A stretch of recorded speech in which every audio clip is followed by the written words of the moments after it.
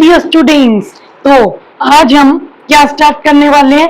Cash book one shot में। इस cash book में आपको सिंगल कॉलम की सारी एंट्रीज क्लियर होंगी और दूसरी चीज हम शॉर्ट में ट्रिक के साथ थ्योरी सीखेंगे कैश बुक की, जो एग्जाम में बहुत इंपॉर्टेंट है, और एक ट्रिक्स और एक इंटरेस्टिंग वे के साथ हम सारी एंट्रीज कुछ ही क्वेश्चंस में कंप्लीट कर देंगे। So welcome to my YouTube channel madam wow. So इस चैनल को आप सबको ज्यादा से ज्यादा लाइक करना है, शेयर करना है और नीचे दिया हुआ बेल आइकन दबा के इस चैनल को सब्सक्राइब कर लो ताकि आपको वीडियोस मिलती रहे related to 11-12 accounts and economics. So start करते हैं हम कैश बुक के। क्या होता है कि देखो, हमारे बिजनेस में बहुत सारी ट्रांजैक्शंस होती हैं, तो सबसे पहले इन सारी ट्रांजैक्शन को हम सबको क्या करना है? रिकॉर्ड। तो सबसे पहले ट्रांजैक्शन किस बुक में रिकॉर्ड होगी? जनरल में। जनरल को हम क्या बोलेंगे? Book of original entry. ठीक है, तो एक कहानी के साथ समझते हैं कि सबसे पहले ट्रांजैक्शन कहाँ पे रिकॉर्ड होगी? जनरल में। जनरल में जैसे कि अगर कोई कैश वाली, ओनली कैश का आना और जाना, ठीक है, हम किसकी बात करें? कैश आया और कैश गया। तो अब इतनी सारी ट्रांजैक्शन को एक ही जगह पे, जो कि हमारी जनरल, मुश्किल हो जाता है रिकॉर्ड करना, तो हम जनरल के अंदर ही सारी ट्रांजैक्शन को अलग कर देंगे और जनरल की अलग अलग बुक्स बना देंगे। तो अब देखो, कैश वाली ओनली मतलब जिन ट्रांजैक्शन में कैश आया और कैश गया, तो उसके लिए हम कौन सी बुक बनाएंगे? Cash book. ठीक है, तो पहली हमारी बुक कौन सी है जिसको अलग अलग बुक्स को, जनरल की हम डिफरेंट बुक्स को क्या नाम देंगे? Subsidiary books.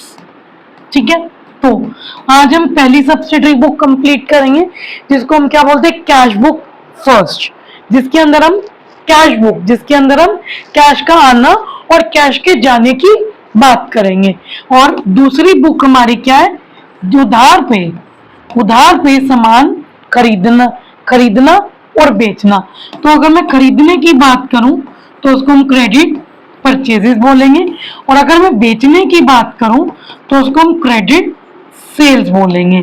ठीक है, तो अब अगर मैं आगे बात करूं कि क्रेडिट परचेजेस के लिए कौन सी बुक बनेगी? Purchase book. ठीक है, क्रेडिट सेल के लिए कौन सी बुक बनेगी? Cell book. देखो, बच्चों को एक चीज में बहुत ज्यादा कंफ्यूजन है कि कैश पे अगर आप परचेज और सेल करोगे वो तो कैश बुक में आएगी। ठीक है, अगर आप उधार पे सामान बेचोगे, ओनली उधार, उसके लिए परचेज बुक होगा। अगर आप ओनली उधार पे सामान सेल कर रहे हो तो उसके लिए क्या होगा? Sales book. अब क्या होता है कि सामान हमारा वापस भी आता है या हम वापस भी करते हैं, तो उसके लिए कौन सी बुक बनेगी? जब हम बिका हुआ सामान, मतलब हमने खरीद लिया सामान, हम खरीद के उस सामान को वापस कर रहे हैं, तो जो सामान हमने परचेज किया हम वापस कर रहे हैं, उस वो कौन सी बुक में आएगा? Purchase return book. और जो सामान हमारा कंपनी में वापस आए, जो माल बेच चुके हैं, सेल कर चुके हैं, वो माल किस में आएगा? Sales return book. ठीक है, तो हमारी कितनी सब्सिडरी बुक होगी? Book number 1 cash book, book number 2 purchase book, book number 3 sales book, book number 4 purchase return, book number 5 sales return, और एक 6 बुक होती है। अब देखो, जो एंट्री ना तो कैश बुक में आ सकती है, ना परचेज में, ना सेल्स में, ना परचेज रिटर्न, ना सेल्स, वो कौन सी? मिसलेनियस है, यानी जो इन सब में नहीं आएगी। वो किस में आएगी? जनरल प्रॉपर में। जो मिसलेनियस है और दूसरी एंट्रीज है जो किसी में नहीं आएंगी। तो आज हमारा किस पे बात हो रही है? कैश बुक के ऊपर बात हो रही है। और मैंने आपको किसकी बात बताई? सब्सिडरी बुक की। फिर इन सारी जनरल में से ये ट्रांसफर किस में होती है? लेजर में। और लेजर की हमारी principal book of original, principal book of entry. ठीक है, तो और फिर लेजर के बाद कहा जाएगा ट्रायल बैलेंस में। तो आज हम आगे चलते हैं कि कैश बुक क्या होती है, मैंने आपको शॉर्ट में मजेदार वे से बता दिया कि एक बुक होती है जिसके अंदर क्या रिकॉर्ड होता है कि कंपनी के अंदर कितना कैश आया और कितना गया। सब्सिडरी बुक आपको 6 बुक्स बता दी। अब कैश बुक आपको यहाँ पे लिखा हुआ है कि स्टूडेंट्स की कैश बुक हमारी क्या होती है, देखो कैश बुक क्या होती है जिसके अंदर कैश का रिसीप्ट, रिसीप्ट का मतलब कैश का आना, और पेड यानी कैश हमने दिया, तो कैश का जाना रिकॉर्ड होता है। ठीक है, चाहे कैश आया है चाहे गया है, बैंक के द्वारा गया या कैश के द्वारा गया, वो किस में रिकॉर्ड होगा, कैश बुक में। हमारी एक सिंगल कॉलम कैश बुक होती है, सिंगल कॉलम कैश बुक।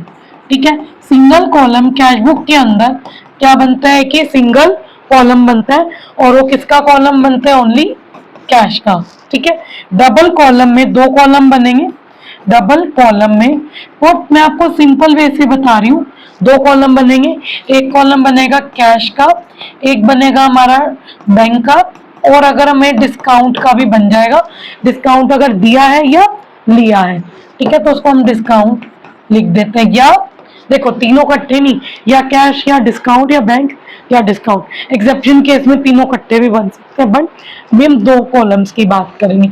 और तीसरी टाइप हमारी होती है पैटी कैश बुक। ठीक है, पैटी कैश बुक क्या होता है कि कंपनी को जितने भी छोटे मोटे खर्चे होते हैं और कुछ पैसा दिया जाता है, जैसे 10,000, उस 10,000 में से सारे छोटे मोटे खर्चे करने होते हैं। तो छोटे मोटे खर्चे जो एक्सपेंसेस है, जैसे ट्रांसपोर्टेशन देना, स्टेशनरी की पोस्टेज देना, कार्टेज देना, ये किस में रिकॉर्ड होगा, पैटी कैश बुक में। ठीक है, तो हमारी 3 तरीके की कैश बुक की बात होगी पूरे चैप्टर में। तो अब आगे बहुत इंपॉर्टेंट बात पे आते हैं कि सिंगल कॉलम कैश बुक का किस तरीके का फॉर्मेट होता है, जिसके भी आपके बेटा मार्क्स होते हैं। ठीक है, अगर ये ऐसे नहीं बनाओगे तो मार्क्स कट होंगे। तो देखो, कैश अगर आएगा मतलब पैसा अगर मिलेगा मतलब रिसीप्ट, वो का रिकॉर्ड होंगे डेबिट साइड में, और अगर जेब से जाएगा तो कहाँ होगी, क्रेडिट साइड में। तो पहले आएगा डेट, डेट के बाद पर्टिकुलरनेस, यानी किस वाउचर नंबर से आपने वो ट्रांजैक्शन ली है उसका एविडेंस रिकॉर्ड होगा।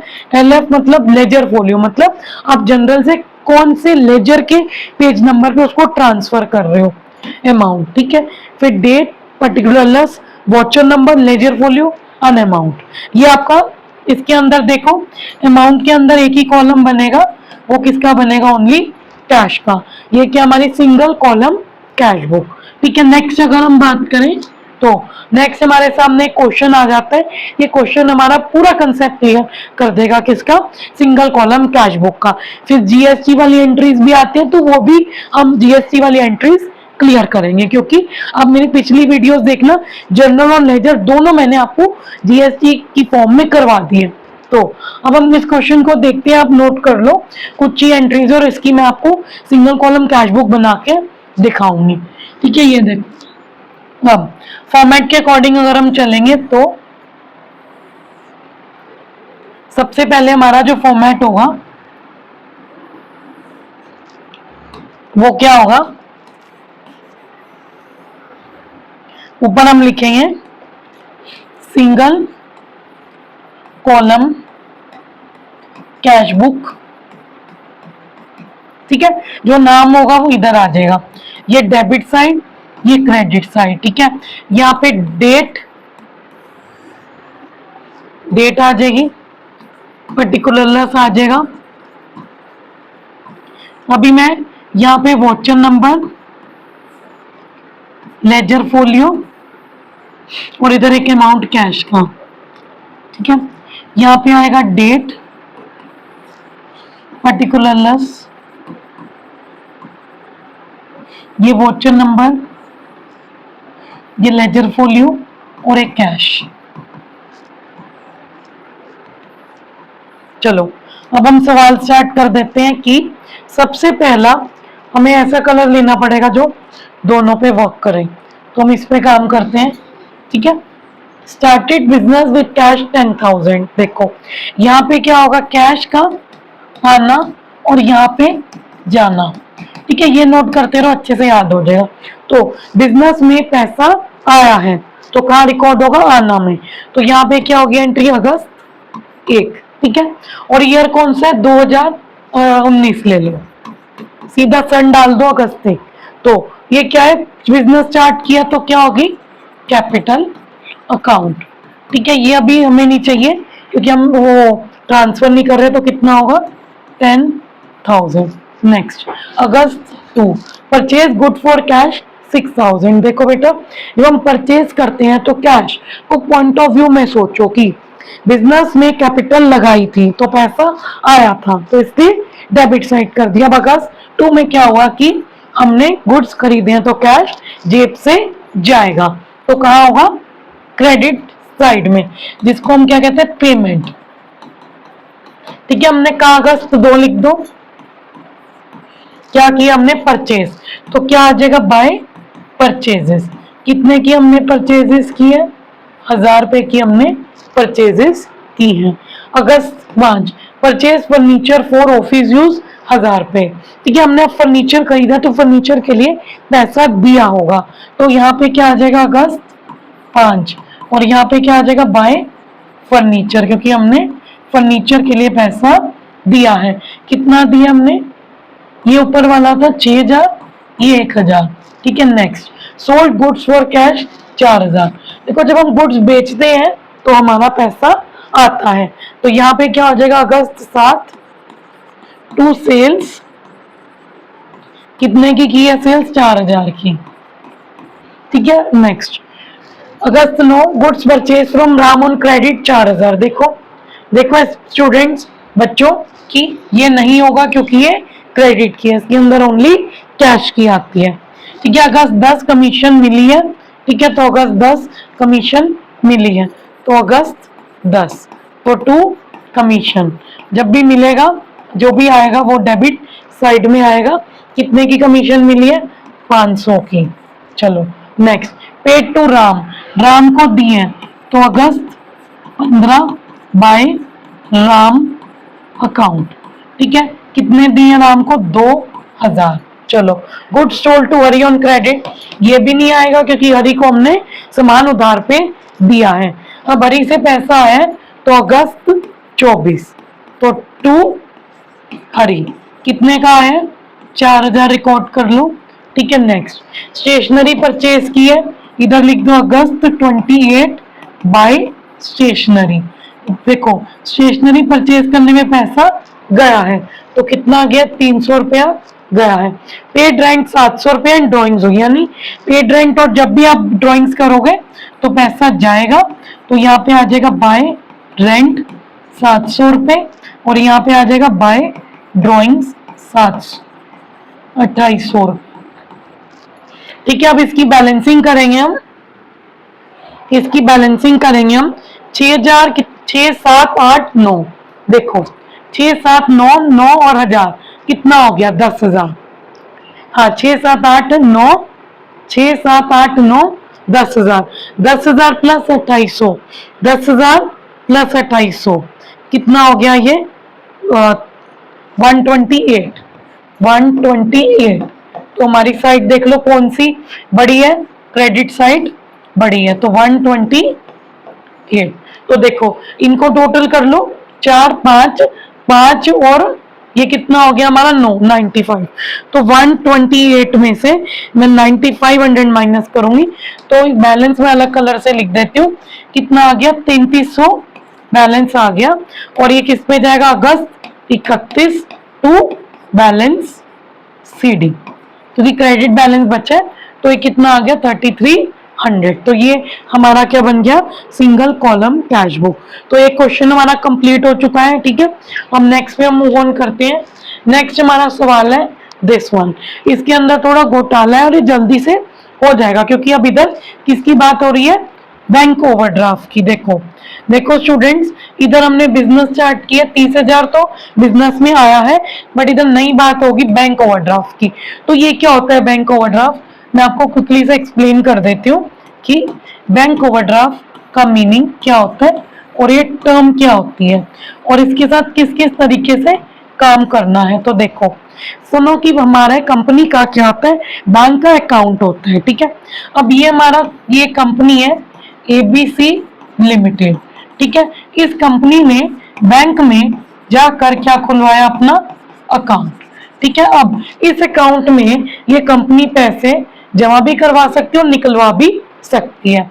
तो इस कंपनी का जो बैलेंस है वो है 0 रुपीज। ठीक है, अभी इस कंपनी ने बैलेंस रखा 0 रुपीज। तो अब क्या हुआ कि कंपनी ने किसी बी पर्सन को या राम को चेक दिया। ठीक है, राम को चेक दिया। तो मुझे एक बात बताओ कि जब इस कंपनी के बैंक में जो बैलेंस है वो 0 रुपीज है, तो फिर भी वो चेक जो कंपनी ने दिया राम को, ठीक है, पेमेंट करनी थी, राम को चेक दिया, तो अब क्या हुआ कि राम को 10,000 की क्या हो गई, पेमेंट हो गई। ठीक है, अब ये जो पेमेंट है, ये पेमेंट कैसे हुई, क्योंकि कंपनी में अकाउंट में तो पैसा नहीं था, ये पेमेंट किसने कर दी, बैंक ने कर दी।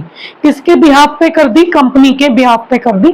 तो कल को फ्यूचर में क्या होगा कि कंपनी ने किसका पैसा देना, बैंक का पैसा वापस देना है। तो बैंक ओवरड्राफ्ट क्या होता है कि जब जब किसी भी अकाउंट होल्डर का बैलेंस एक्सेस है, मतलब अगर आपका बैलेंस 0 है पर फिर भी आपका बैलेंस कुछ अमाउंट कंपनी ने पे कर दिया आपके नाम पे, तो वो क्या होता है, बैंक ओवरड्राफ्ट। तो अब एबीसी लिमिटेड का जो पैसा है बैंक अकाउंट का, जो बैंक बैलेंस है वो किस में जाएगा, नेगेटिव 10,000 में, जो कल को कंपनी को क्या करना है, पे करना है बैंक को। तो ये हमारी क्या है, एक लायबिलिटी है।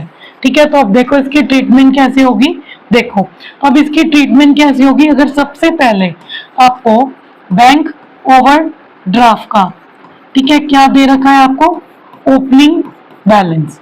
ओपनिंग बैलेंस मींस अगर आपको बिगनिंग में दे रखा है, बिगनिंग यानी 1 अप्रैल का क्वेश्चन में बैलेंस गिवन है कि क्या हो गया, ओवरड्राफ्ट, तो उस केस में आपका क्या ट्रीटमेंट होगी वो मैं समझा देती हूँ, नोट करते रहना कि आपका ये क्या होता है, डेबिट साइड, ये क्या होता है, क्रेडिट साइड। तो आप क्रेडिट साइड पे क्या नोट करोगे, बाय बैलेंस बीडी, और एक कौन सी यहाँ पे कैश का कॉलम होगा, ठीक है, यहाँ पे बैंक का कॉलम होगा। तो बैंक में आप क्या नोट कर दोगे, कितना नोट कर दोगे, जो अमाउंट इधर होगा। ठीक है, अगर आपका दूसरा क्या है, क्लोजिंग बैलेंस आया है, ठीक है, बच गया, तो ये कौन सी साइड में जाएगा, डेबिट साइड में, टू बैलेंस सीडी। ठीक है, ये मैं कैश बुक की आपको बता रही हूँ, इसको आप नोट डाउन कर सकते हो, और किस में आएगा, बैंक कॉलम में आएगा। ठीक है, तो ये हमारी लाइबिलिटी भी ट्रीट हुई, क्योंकि देखो अगर मैं यहाँ पे किसकी बात कर रही हूँ कि अब ओपनिंग बैलेंस है, देना है, ठीक है, तो अब हमारी लाइबिलिटी है, तो इसलिए पेमेंट साइड पे हुआ है। और जब क्लोजिंग बैलेंस है तो मतलब हमारा डेबिट साइड में एंटर होगा, तो ये चलेगा आपका बैंक ओवरड्राफ्ट का रूल। चलो हम इसके अंदर आते हैं कि हमारी क्या एंट्री है। देखो सिंपल कैश बुक बनानी है, 30,000 हमारा कैश है और बैंक ओवरड्राफ्ट 10,000 दे रखा है। तो अब इस सवाल है, सबसे पहली एंट्री की अगर मैं बात करूं वो क्या है, April 1 started business by bringing 30,000 in cash and bank overdraft 10,000। देखो इसके अंदर ओनली कैश का रिकॉर्ड होगा, बैंक ओवरड्राफ्ट का हमारा कहाँ पे रिकॉर्ड होगा, डबल कॉलम कैश बुक में। तो अब हमारा यहाँ पे डेट लिखेंगे, क्या आ जाएगा, April 1 हमारा बिजनेस में पैसा लगा है, तो टू कैपिटल अकाउंट क्विकली करेंगे, कितने का लगा, 30,000 का। ठीक है, next purchase balances and weight for 1,000 for the shop. Shop के लिए सामान खरीदा है तो पेमेंट हुई है, मतलब पेमेंट जाना, पैसा गया है, तो कहाँ होगा, क्रेडिट साइड में। तो bye waits for shop count कितने का है, 1,000 रुपए का गया है।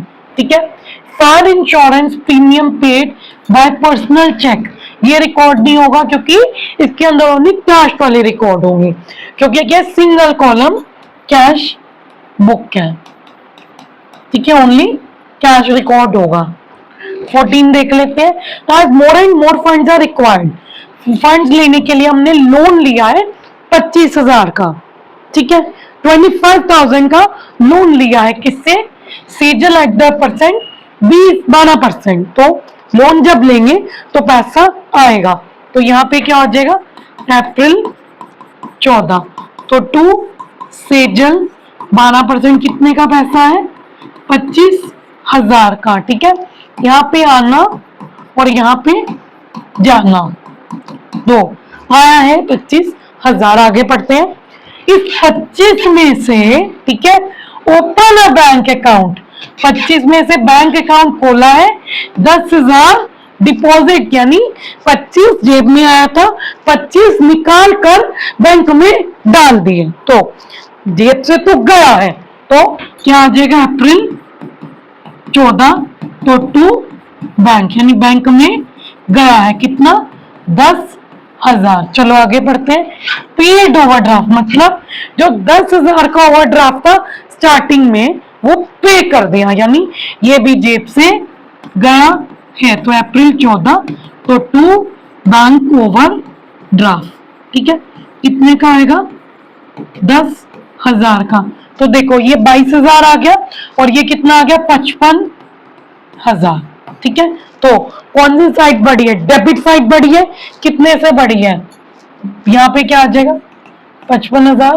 55,000 में से कितने माइनस होंगे, 21। तो देखो पहले 20 कर दो, कितने हो गए, 35। ठीक है, 35, 34, तो बैलेंस कितना आ गया, 34,000।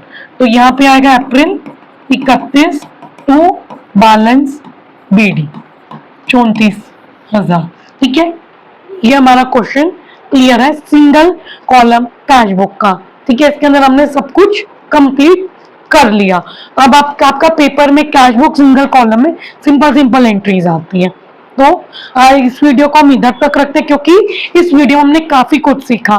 हमने थ्योरी सीखी कैश बुक की, सब्सिडरी बुक्स क्या होती हैं, फिर हमने सेकंड चीज बहुत इंपॉर्टेंट सीखी, बैंक ओवरड्राफ्ट। बैंक ओवरड्राफ्ट फिर पढ़ा कैश बुक सिंगल कॉलम में नहीं होगी, डबल कॉलम में होगी, और डबल कॉलम में बैंक कॉलम में कैश बुक की ट्रीटमेंट पढ़ी।